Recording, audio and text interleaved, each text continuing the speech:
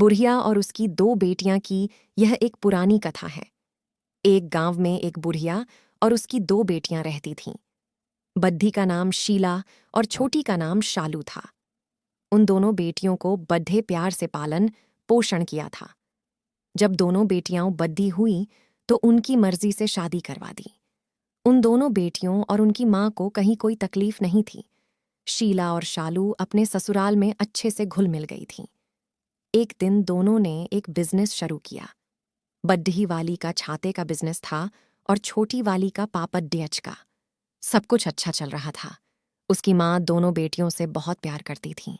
कभी बड्ढी वाली के यहाँ रहने चली जाती थी तो कभी छोटी वाली के यहाँ। शीला और शालू भी अपनी से बहुत प्यार करती थीं। एक दिन बहुत तेज धूप निकली थी। उसकी माँ शीला को याद करके रोने लगी, जिसका छाते का दुकान था। क्योंकि कुछ दिनों से ठीक से नहीं चल रहा था, उसकी माँ भगवन से बोलने लगी कि आप बारिश क्यों नहीं कर रहे हो। बारिश हो जाएगी तो लोग छाते खरीदना शुरू कर देंगे। मेरी बेटी का जो धंधा है धीमा हो गया है। ओ अपना परिवार कैसे चलाएगी। इतना बाद बुढ़िया ने कहा कि चमत्कार हो गया और बारिश शुरू हो गई। बुढ़िया खुश हो गई और उसके चेहरे पर मुस्कान आ गई। फिर उसके चेहरे पर अभी मुस्कान आई ही थी कि उदास हो गई और वापस आसमान के ऊपर देखकर बने लगी। हे भगवन, ये आपने क्या कर दिया। मेरी दूसरी बेटी का तो पापड़ का बिजनेस है। ओ सुखाएगी नहीं तो बिकेंगे कैसे। मेरी दूसरी बेटी के बारे में तो सोचो। अब ये बुढ़िया का रोजाना का आदत हो गया था।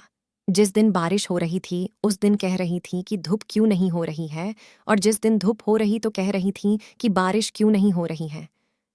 अगल बगल वाले देखते तो बोलते कि ये बुढ़िया पागल हो गई है, दिन भर अपनी बेटियों के रोती रहती है।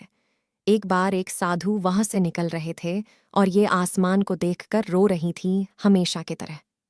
साधु ने पूछा कि ये रो क्यों रही है, तो लोगों ने कहा कि आप इनके चक्कर में मत पड़िए, ये हमेशा रोती रहती है। साधु ने कुछ सोचा और वहीं रुक गया। उनको लगा कि एक बार जाकर सुनता हूं कि बात क्या है। साधु ने उसके सामने गया और बोला, अम्मा आपको क्यों परेशान है। तो अम्मा बोली, मेरी दो बेटी है, शीला और सालू। एक का छाते की दुकान है और दूसरी का पापड़ी आज का। जिसका छाते का दुकान है उसका धंधा मंदा पड्डी आज गया था, तो मैं भगवान से प्रार्थना की तो बारिश होने लगी। फिर मुझे दूसरी बेटी की याद आई, जिसका पापड़ी का बिजनेस था। अब वो गीले हो जाएंगे, धूप नहीं निकलेंगे तो सूखेंगे कैसे। साधु ने उसकी बात बहुत ध्यान से सुने और कहा, बहुत आसान तरीका है। जिस दिन बारिश होने लगे उस दिन उस बेटी के बारे में सोचिए जिसका छाते का बिजनेस है, और ये सोचकर खुश रहिए कि उसके पास में पैसा आ रहा है। उस दिन अपनी दूसरी बेटी के बारे में मत सोचिए। जिस दिन धूप निकले उस दिन अपनी उस बेटी के बारे में सोचिए जिसका पाप डीडीएच का बिजनेस है। उस दिन उस वाली बेटी के बारे में मत सोचिए जिसका छाते का बिजनेस है।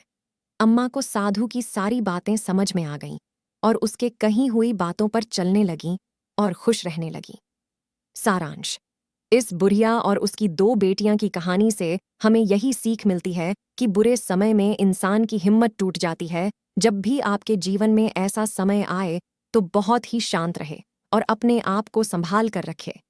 बुढ़िया और उसकी दो बेटियां की कहानी आपको कैसी लगी, हमें कमेंट करके जरूर बताएं।